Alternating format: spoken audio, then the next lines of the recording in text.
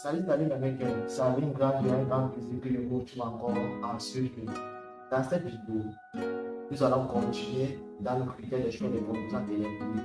Nous allons prendre le cas du jeu. Avant d'entrer dans le vif du sujet, il est important de définir une diode. Une diode est un composant électronique non linéaire et polarisé, principalement utilisé pour contrôler le sens de circulation du courant dans un circuit.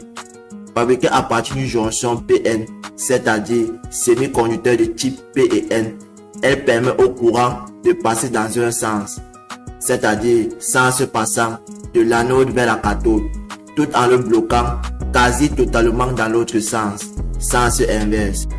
Comme vous pouvez observer sur cette image, là nous avons le symbole d'une diode. À gauche, nous avons l'anode qui est la borne positive. Et à droite, nous avons la cathode qui est la borne négative. Et en dessous, nous avons la représentation physique d'une diode.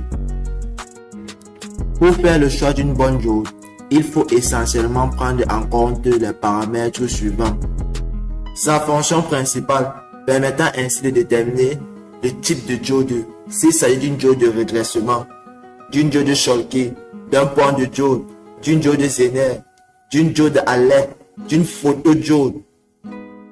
Nous devons également prendre en considération les paramètres électriques clés permettant de déterminer la tension maximale inverse, le courant direct moyen, la chute de tension directe, le courant de fuite inverse, ainsi que le temps de récupération inverse. Et enfin, nous devons également prendre en considération les conditions environnementales et physiques permettant ainsi de déterminer la température de fonctionnement, le type de boîtier et l'encombrement, la fiabilité et le coût. Nous devons retenir qu'il existe une variété de diodes, chacune optimisée pour des applications spécifiques.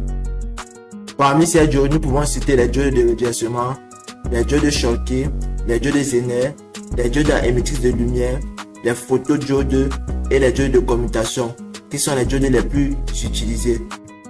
Comme vous pouvez le constater sur l'image, nous avons le symbole des différents diodes. Là, c'est le symbole d'une diode Zener. Celui-ci, c'est le symbole d'une diode Schottky, d'une diode tunnel, d'une diode à LED, d'une photodiode, d'une diode laser, d'une diode à varicap et d'une diode à courant réglable.